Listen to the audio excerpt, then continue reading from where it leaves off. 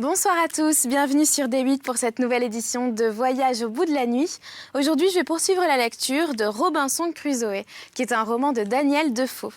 Je vais donc poursuivre cette lecture et n'hésitez pas à réagir sur les réseaux sociaux avec le hashtag VBN. Merci beaucoup.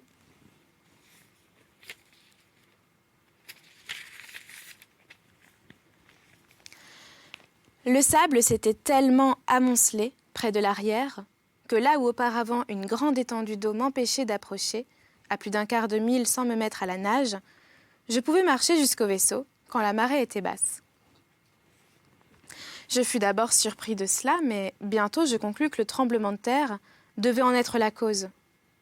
Et comme il avait augmenté le bris du vaisseau, chaque jour il venait au rivage quantité de choses que la mer avait détachées et que les vents et les flots roulaient par degrés jusqu'à terre. Ceci vint me distraire totalement de mon dessein de changer d'habitation. Et ma principale affaire, ce jour-là, fut de chercher à pénétrer dans le vaisseau. Mais je vis que c'était une chose que je ne devais point espérer, car son intérieur était encombré de sable.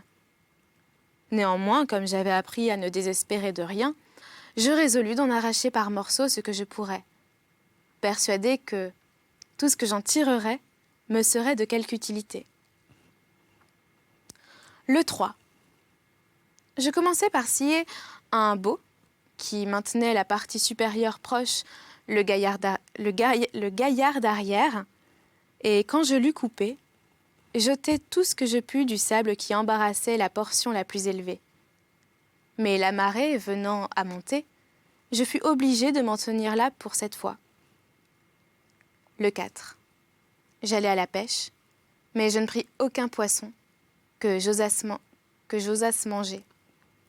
Ennuyée de ce passe-temps, j'étais sur le point de me retirer quand j'attrapai un petit dauphin.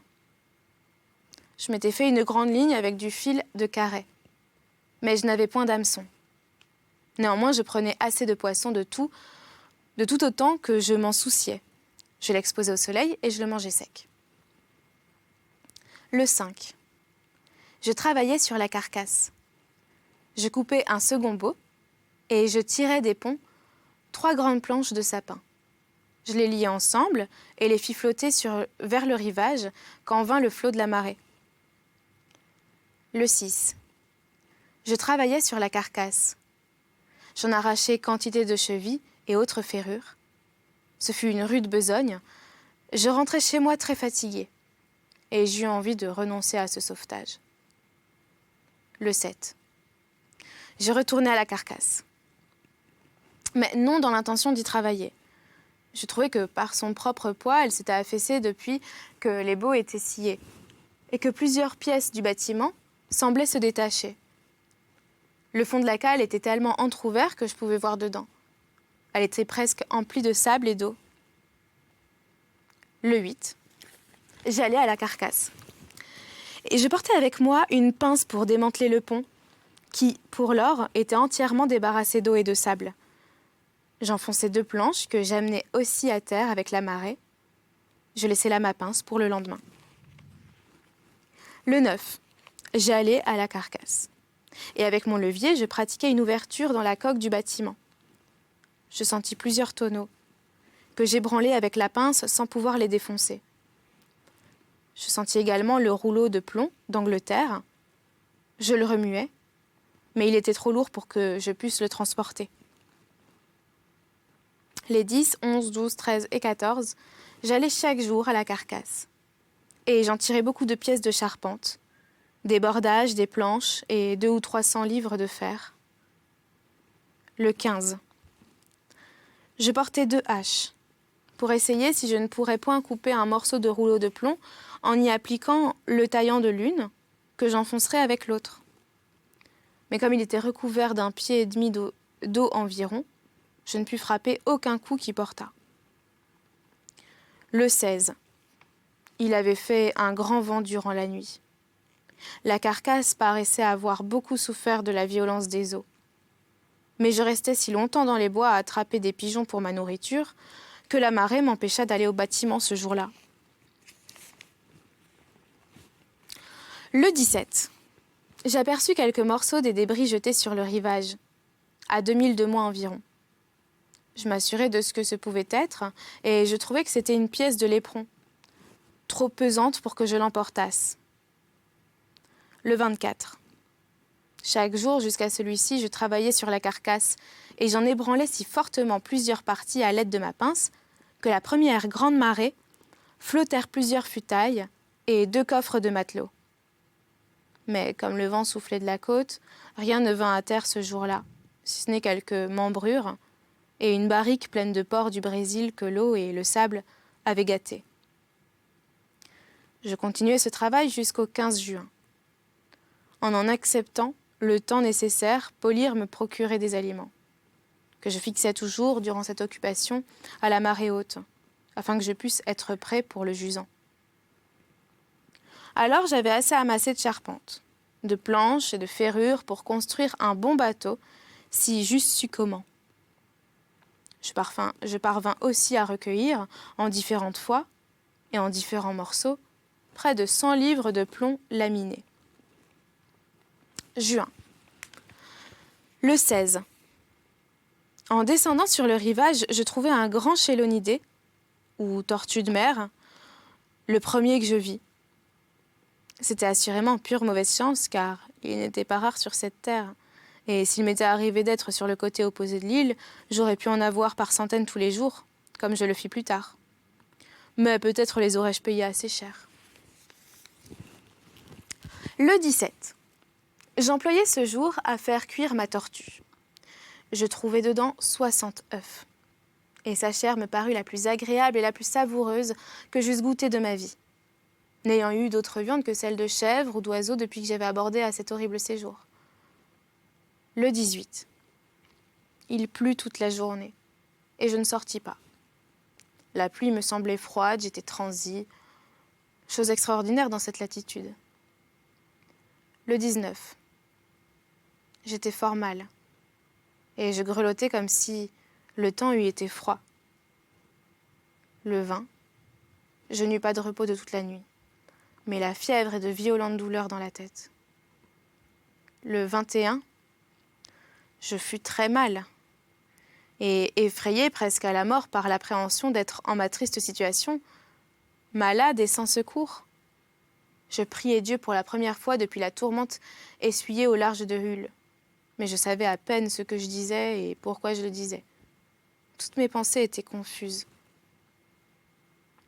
Le 22, j'étais un peu mieux, mais dans l'affreuse transe de faire une maladie. Le 23, je fus de rechef fort mal. J'étais glacé, frissonnant et j'avais une violente migraine. Le 24, beaucoup mieux. Le 25, fièvre violente. L'accès, qui me dura 7 heures, était alternativement froid et chaud et accompagné de sueurs affaiblissantes. Le 26, il y eut du mieux et comme je n'avais point de vivre, je pris mon fusil, mais je me sentis très faible. Cependant, je tuai une chèvre que je traînais jusque chez moi avec beaucoup de difficultés. J'en grillai quelques morceaux que je mangeais. J'aurais désiré les faire bouillir pour avoir du consommé, mais je n'avais point de peau. Le 27. La fièvre redevint si aiguë que je restais au lit tout le jour, sans boire ni manger. Je mourais de soif. Mais j'étais si affaiblie que je n'eus pas la force de me lever pour aller chercher de l'eau. J'invoquai Dieu de nouveau, mais j'étais dans le délire. Et quand il fut passé, j'étais si ignorant que je ne savais que dire. Seulement, j'étais étendue et je criais « Seigneur, jette un regard sur moi, Seigneur, aie pitié de moi. Seigneur, fais-moi miséricorde. » Je suppose que je ne fis rien autre chose pendant 2 ou 3 heures jusqu'à ce que l'accès ayant cessé, je m'endormisse, pour ne me réveiller que fort avant dans la nuit. À mon réveil, je me sentis soulagée, mais faible et excessivement altérée. Néanmoins, comme je n'avais point d'eau dans toute mon habitation, je fus forcée de rester couchée jusqu'au matin, et je me rendormis. Dans ce second sommeil, j'eus ce terrible songe. Il me semblait que j'étais étendue sur la terre, en dehors de ma muraille, à la place où je me trouvais quand, après le tremblement de terre, éclata l'ouragan, et que je voyais un homme qui, d'une nuée épaisse et noire, descendait à terre au milieu d'un tourbillon éclatant de lumière et de feu. Il était de pied en cap, resplendissant comme une flamme, tellement que je ne pouvais le fixer du regard. Sa contenance était vraiment effroyable. La dépeindre par des mots serait impossible. Quand il posa le pied sur le sol, la terre me parut s'ébranler, juste comme elle avait fait lors du tremblement, et tout l'air sembla, en mon imagination, sillonner de traits de feu. À peine était-il descendu sur la terre qu'il avança pour me tuer avec une longue pique qu'il tenait à la main. Et quand il fut parvenu vers une éminence peu éloignée, il me parla, et jouit une voix si terrible qu'il me serait impossible d'exprimer la terreur qui s'empara de moi. Tout ce que je puis dire, c'est que j'entendis ceci. Puisque toutes ces choses ne t'ont point porté au repentir, tu mourras. Et à ces mots, il me sembla qu'il levait sa lance pour me tuer. Que nul de ceux qui liront jamais cette relation de s'attendre à ce que je puisse dépeindre les angoisses de mon âme lors de cette terrible vision, qui me fit souffrir même durant mon rêve. Et il ne me serait pas plus possible de rendre l'impression qui resta gravée dans mon esprit après mon réveil, après que j'eus reconnu que ce n'était qu'un songe. J'avais, hélas, perdu toute connaissance de Dieu. Ce que je devais aux bonnes instructions de mon père avait été effacé par 8 années successives de vie licencieuse, que mènent les gens de mer, et par la constante et seule fréquentation de tout ce qui était comme moi, pervers et libertin, au plus haut degré. Je ne me souviens pas d'avoir eu pendant tout ce temps une seule pensée qui tendit à m'élever à Dieu, ou à me faire descendre en moi-même pour réfléchir sur ma conduite. Sans désir du bien, sans conscience du mal, j'étais plongée dans une sorte de stupidité d'âme. Je voulais tout au juste ce qu'on pourrait supposer valoir le plus endurci, le plus insouciant, le plus impie d'entre tous nos marins, n'ayant pas le moindre sentiment ni de crainte de Dieu dans les dangers, ni de gratitude après la délivrance. En se remémorant la portion déjà passée de mon histoire, on répugnera moins à me croire lorsque j'ajouterai qu'à travers la foule de mes misères, qui jusqu'à ce jour m'étaient advenues, je n'avais pas eu une seule fois la pensée que c'était la main de Dieu qui me frappait, que c'était un juste châtiment pour ma faute, pour ma conduite rebelle à mon Père, pour l'énormité de mes péchés présents, ou pour le cours général de ma coupable vie. Lors de mon expédition désespérée sur la côte déserte d'Afrique, je n'avais jamais songé à ce qu'il adviendrait de moi, ni souhaité que Dieu me dirigeât dans ma course, ni qu'il me gardât des dangers qui vraisemblablement m'environnaient, soit de la véracité des bêtes, soit de la cruauté des sauvages. Je ne prenais aucun souci de Dieu ou de la providence. J'obéissais purement, comme la brute, au mouvement de ma nature, et c'était tout au plus si je suivais les principes du sens commun. Quand je fus délivrée et recueillie en mer par le capitaine portugais, qui en usa si bien avec moi et me traita avec tant d'équité et de bienveillance, je n'eus pas le moindre sentiment de gratitude. Après mon second naufrage, après que j'eus été ruinée et en danger de périr à l'abord de cette île, bien loin d'avoir quelque remords et de regarder ceci comme un châtiment du ciel, seulement je me disais souvent que j'étais un malheureux chien, né pour être toujours misérable. Il est vrai qu'aussitôt que j'eus pris terre et que j'eus vu que tout l'équipage était noyé et moi seule épargnée, je tombais dans une sorte d'extase et de ravissement d'âme qui, fécondée de la grâce de Dieu, aurait pu aboutir à une sincère reconnaissance. Mais cet lancement passa comme un éclair et se termina en un commun mouvement de joie de se retrouver en vie, sans la moindre réflexion sur la bonté signalée de la main qui m'avait préservée, qui m'avait mis à part pour être préservée. tandis que tout le reste avait péri. Je ne me demandais pas même pourquoi la Providence avait eu ainsi pitié de moi. Ce fut une joie toute semblable à celle qu'éprouvent communément les marins qui abordent à terre après un naufrage, dont ils noient le souvenir de leur premier bol de punch et qu'ils oublient presque aussitôt qu'il est passé. Et tout le cours de ma vie avait été comme cela.